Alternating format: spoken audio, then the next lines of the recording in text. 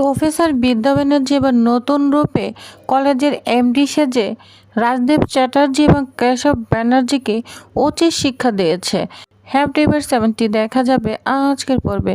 বিস্তারিত জানতে ভিডিওতে একটি লাইক দিয়ে সম্পূর্ণ ভিডিওটি দেখতে থাকুন। গল্পের শুরুতে আমরা দেখতে পাবো বিদ্যা ব্যানার্জি রাজদীপ চ্যাটার্জির গাড়ি নিয়ে চলে এসেছে কলেজে। খুব বড় গাড়ি, মানে দামি গাড়ি। সেই দামি গাড়ি থেকে প্রফেসর বিবি নামছেন এবং সাথে রয়েছে পিএস। ছাত্রছাত্রীরা তাকে এই অবস্থায় দেখে তো অবাক হয়ে যায়, বলছে বিবি এরকম পোশাকে তো দামি গাড়িতে। তখন আরেকজন ছাত্র বলতে থাকে রাজদীপ চ্যাটার্জির গাড়ি। তখন রায়া বলতে থাকে কিন্তু এরকম পোশাকে তো আগে কখনো দেখিনি। এদিকে বিদ্যা ব্যানার্জি হেঁটে হেঁটে কলেজের দিকে যাচ্ছে। তখন বিদ্যা ব্যানার্জির পিএস বলতে থাকে নো ম্যাম, উনি হচ্ছেন পিসিআই কলেজের এমডি, এই গোটা পিসিআই কলেজের নতুন ম্যানেজিং ডিরেক্টর। এখন থেকে সমস্ত দায়িত্ব ওনার, তো ওনাকে আপনারা ডিস্টার্ব করবেন না প্লিজ। যা শুনে তো রায়া এবং অন্যান্য ছাত্রছাত্রীরা অবাক হয়ে যায়। এদিকে বিদ্যা ব্যানার্জি প্রিন্সিপাল রুমের দিকে আসছে, ছাত্রছাত্রীরও পিছনে তার সঙ্গে সঙ্গে আসছে। তখন এক ছাত্র বলতে থাকে বেঈমান, এতই যখন টাকা লোভ তাহলে ছাত্রছাত্রীদেরকে স্বপ্ন কেন দেখিয়েছিলেন? আরেকজন ছাত্র বলতে থাকে আর উনি ভেগ ধরেছিলেন, টাকার জন্য রাজদীপ চ্যাটার্জিকে পটিয়েছিলেন। কিন্তু বিদ্যা ব্যানার্জি কারো কোনো কথায় পাত্তা না দিয়ে সোজা বোর্ড অফ ম্যানেজিং ডিরেক্টর মিটিংয়ে একদম ঢুকে পড়ে। তখন রাজদীপ চ্যাটার্জি বিদ্যাকে দেখে তো অবাক হয়ে যায়। এমনকি যারা যারা মিটিংয়ে রয়েছেন, কাশ্যপ ব্যানার্জি, ফাগুন ব্যানার্জি, শ্রাবণ, সবাই অবাক হয়ে তাকিয়ে থাকে। তখন রাজদীপ চ্যাটার্জি বলে বিদ্যা ব্যানার্জি তখন বলে নো বিদ্যা, আমি আপনার কোম্পানির ম্যানেজিং ডিরেক্টর, আপনারাই বসিয়েছিলেন। তখন কাশ্যপ ব্যানার্জি বলতে থাকে এসব না ভুলে যাও, বুঝতে পেরেছ, এটা কোনো ব্যাপার না। তখন বলে এসব নিয়ে না তুমি ওভার স্মার্ট করতে আসবে না, ঠিক আছে? তখন বিদ্যা ব্যানার্জি রাগ হয়ে যায়, বলছে behave yourself mister Kashyap Banerjee. Kashyap Banerjee তখন বলে তোর স্পর্ধা দেখে আমি অবাক হয়ে যাচ্ছি। বিদ্যা তখন বলে তোর নয়, আপনি বলুন, বুঝতে পেরেছেন? মিস্টার ত্রিদীপ বোস, উনি যদি মিটিংয়ের নিয়ম ভাঙার চেষ্টা করেন তাহলে ওনাকে মিটিং থেকে বের করে দিবেন। তখন প্রফেসর পিসি বলতে থাকে কি বলছেন প্রফেসর বিবি? বিদ্যা তখন বলে আমি প্রফেসর নই, প্রফেসর শব্দটা জাস্ট বাদ দিয়ে দিন। এখন আমার শুধু একটাই পরিচয়, এমডি। মিস্টার রাজদীপ চ্যাটার্জি সেই বোর্ড অফ ডিরেক্টরদের মধ্যে একজন, কাশ্যপ ব্যানার্জি বোর্ড অফ ডিরেক্টরদের মধ্যে একজন, কপিল ব্যানার্জি রয়েছেন সেই বোর্ড অফ ডিরেক্টরে, ফাগুন ব্যানার্জি রয়েছেন এবং শ্রাবণ ব্যানার্জি রয়েছে। আমি সমস্ত প্ল্যান দেখে নিয়েছি। প্রফেসর এসপি, আজ থেকে আপনি প্রফেসর বিবির ক্লাসগুলো নেবেন। প্রফেসর পিসি বলতে থাকে তার জন্য তো আমরা অন্য ক্যান্ডিডেট নিয়েছি। বিদ্যা ব্যানার্জি বলেন না, এই ডিসিশনটা আমি নিব। যখন আমার দায়িত্বটা দেওয়া হয়েছে তাহলে এই সমস্ত দায়িত্ব আমি নিব, বুঝতে পেরেছেন? আচ্ছা প্রফেসর এস এম, আপনি পুরোটার তত্ত্বাবধানে থাকবেন। তখন প্রফেসর এস এম বলে ঠিক আছে ম্যাডাম। বিদ্যা ব্যানার্জি বলে বসুন। কাশ্যপ ব্যানার্জি তখন রাগান্বিত হতে থাকে, বলছে তুমি কি করতে চাচ্ছ, মানে কি বলতে চাচ্ছ তুমি? বিদ্যা ব্যানার্জি তখন বলে আপনি করে বলুন, কারণ আপনি আমার কেউ নন আর আমি আপনার কেউ নই, জাস্ট দুটো আলাদা ডিএনএ।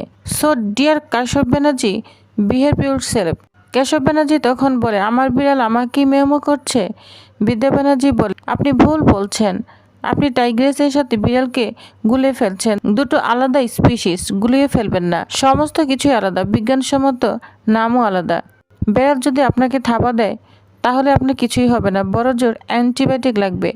আর বাঘিনী যদি থাবা দেয় তাহলে খাট লাগবে। রাজদীপ চ্যাটার্জি তখন বলে তুমি অত্যন্ত দুর্বৃত্তি হয়ে পড়েছ, খারাপ ব্যবহার করছো সকলের সঙ্গে। তুমি ভুলে যেও না এটা বোর্ড অফ ডিরেক্টরসের মিটিং।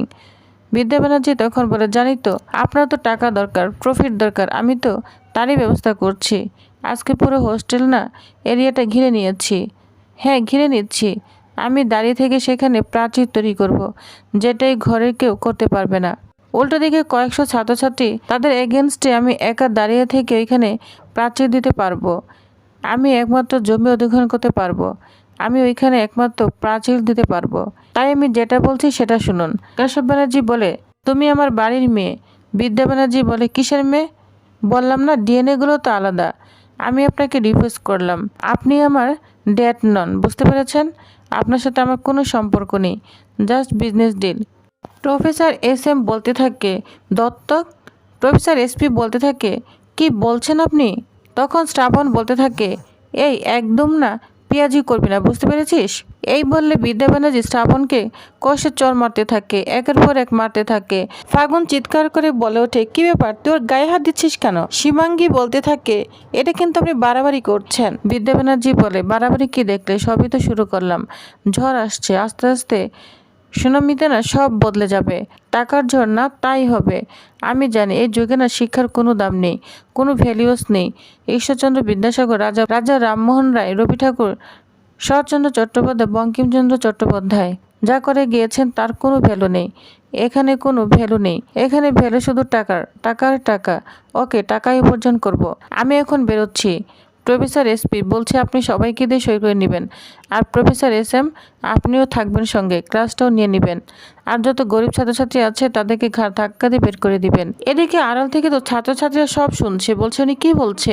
তখন বিদ্যা বলে, হ্যাঁ, এদের না কোনো দরকার নেই, মোটা ডোনেশন চাই, মিনিমাম OCR। তখন রাজদীপ চ্যাটার্জি বলে, এটা কিন্তু খুব বেশি হয়ে যাবে। তখন বিদ্যা বলে, 1 কোটি টাকার নিচে কোনো অ্যাডমিশন নেই। রাজদীপ চ্যাটার্জি বলে, শোনো, তুমি আমার কথা শোনো। বিদ্যা ব্যানার্জি তখন বলে, আপনি তো তাই চেয়েছিলেন। ব্যাংক অ্যাকাউন্টে টাকা একবারে ভরে যাবে, উপচে পড়বে, ভবিষ্যতে খুব তাড়াতাড়ি মিলিয়ন থেকে বিলিয়ন হয়ে যাবে। কাশ্যপ ব্যানার্জি বলে, তুমি কি চাচ্ছ? তুমি সমস্ত কিছু অপারেট করবে তুমি নিজে? তুমি সব ডিসাইড করবে? বিদ্যা ব্যানার্জি বলে, হ্যাঁ, আমি ডিসাইড করব। কাশ্যপ ব্যানার্জি বলে, না না, তুমি এসব ডিসাইড করতে পারো না। বিদ্যা ব্যানার্জি বলে, আমি তো ডিসাইড করতে পারি, কোম্পানির মেমোরেন্ডাম তো সেটাই বলছে, আমি ডিসাইড করতে পারি। বাই দ্য বাই শ্রাবণ, তোমার বাবা এবং তোমার কাকাকে নিয়ে চলে এসো, একটা 5 তারা হোটেল বুক করা হয়েছে ফর সেলিব্রেশন। আজকে হোস্টেলের পাঁচিল আমি নিজে দাঁড়িয়ে থেকে তুলব। আজ থেকে শুরু হলো আমাদের জয়যাত্রা। রইল পিছনে পড়ে ঈশ্বরচন্দ্র বিদ্যাসাগরের স্বপ্ন, রবি ঠাকুরের স্বপ্ন। তাদের ভ্যালিউস, তাদের শিক্ষা দীক্ষা, A ফর আপেল, ওতে অজগর আসছে, সব এখন টার্গেট একটাই, বাড়ির চেয়ে বসাতে লক্ষ্মী। প্রফেসর SP বলে, ম্যাম আপনি কি বললেন? এটা বলে বিদ্যা তো চলে যায়। ছাত্রছাত্রীরা তার পিছনে পিছনে যেতে থাকে, বলছে, ম্যাম আপনি কি বলেন? 1 কোটি টাকার নিচে কেউ ভর্তি হতে পারবে না, আমাদের বের করে দিতে হবে। তখন বিদ্যা ব্যানার্জি বলে, যে জমিতে শিক্ষার কোনো দাম নেই সেখানে টাকার দামটাই বেশি। অন্যদিকে দেখা যায় বিদ্যা পিহুকে ফোন করতে থাকে। পিহু ফোন রিসিভ করে বলতে থাকে, হ্যালো। তখন বিদ্যা বলে, শোনো, আজ রাতে একটা পার্টি থ্রো করা হবে। পিহু বলে, কিসের পার্টি?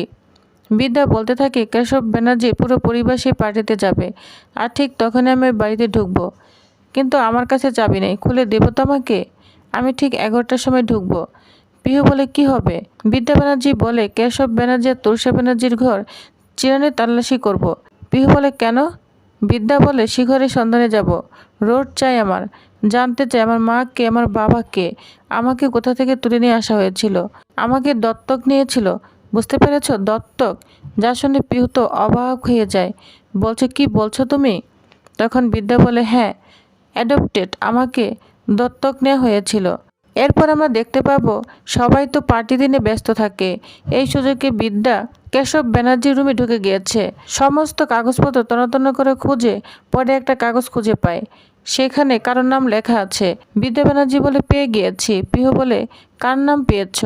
তখন বিদ্যা বলে, কৃষ্ণ গোপাল বলে। তো ভিউয়ার্স, তাহলে আপনাদের কি মনে হয় এবার বিদ্যা ব্যানার্জি তার পরিচয় তো পেয়ে গিয়েছে, তাহলে কি হতে চলেছে নেক্সট আপডেটে জানতে অবশ্যই আমার সাথেই থাকুন। ধন্যবাদ।